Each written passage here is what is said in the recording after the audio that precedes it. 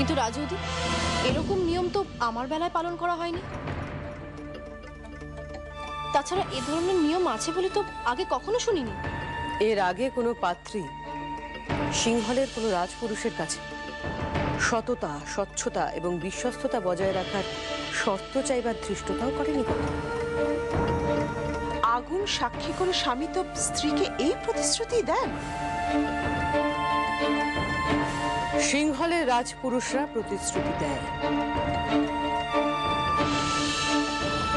এটাই তাদের বিক্রম, কিন্তু কোনো শর্ত সাপেক্ষে নয়।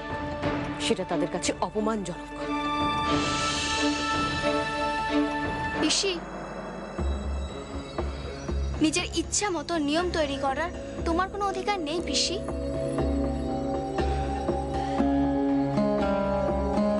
আর ঋদ্ধিমণি কিছুতেই কারো পা ধুয়ে দেবে না, কিছুতেই না। সমৃদ্ধিকে এই নিয়ম মানতেই হবে, আর কোনো উপায় নেই। না, সমৃদ্ধি এ কাজ করবে না। আমি করবো না। ঋদ্ধিমণি, আমি নিয়ম মানতে প্রস্তুত রাজি। সমৃদ্ধি, কি বলছো কি তুমি?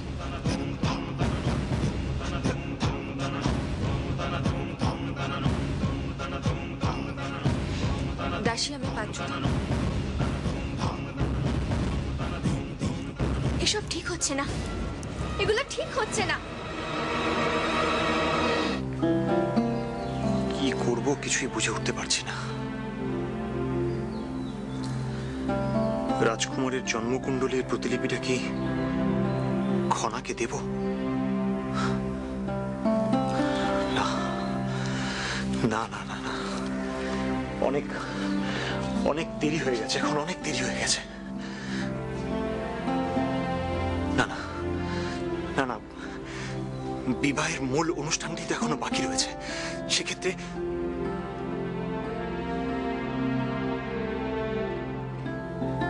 রাজকুমার যদি জানতে পারে যে আমি তার বিবাহে বিঘ্ন ঘটাবার প্রচেষ্টা করছি, তাহলে তো না না, আমি আমি রাজকুমারকে চিনি, তার প্রকৃত স্বরূপ আমি জানি।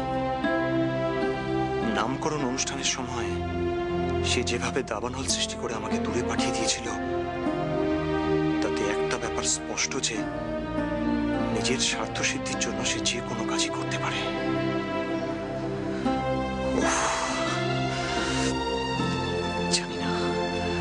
জানি না এই মুহূর্তে আমার ঠিক কি সিদ্ধান্ত নেওয়া উচিত। আপনি তখন এইটা চুলে লাগাবার কথা বলছিলেন নাকি? না না, এইটা লাগানোর কথা বলছিলেন। তোমরা এমন করছো না, আমি সত্যিই দ্বন্দ্বে পড়ে যাচ্ছি এবার। রাজকুমারী, হ্যাঁ, তোমার প্রসাধন কি সম্পন্ন হয়েছে? কেন বলো তো? না, ভাবছিলাম তোমাকে অনুষ্ঠান স্থল পর্যন্ত নিয়ে যাওয়ার সময়টুকু যদি পাই। হঠাৎ জয়দাদার পক্ষ থেকে এখানে প্রস্তাব?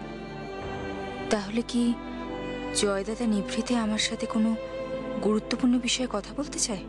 রাজকুমারী, আপনি কাটা লাগাবেন না? যথেষ্ট হয়েছে, এখন আমার দেরি হয়ে যাচ্ছে। আমি বরং জয়দাদার সঙ্গে অনুষ্ঠান স্থলের দিকে যাই। চলো জয়দাদা। চলো।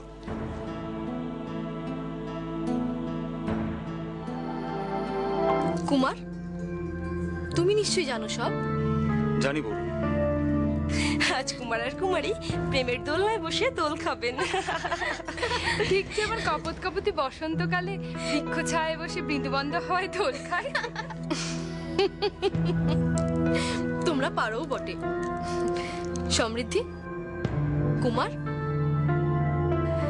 ওই যে দেখছো দুটো দোলনা ঝুলছে, ওই দোলনায় তোমাদের দুজনকে বসতে হবে।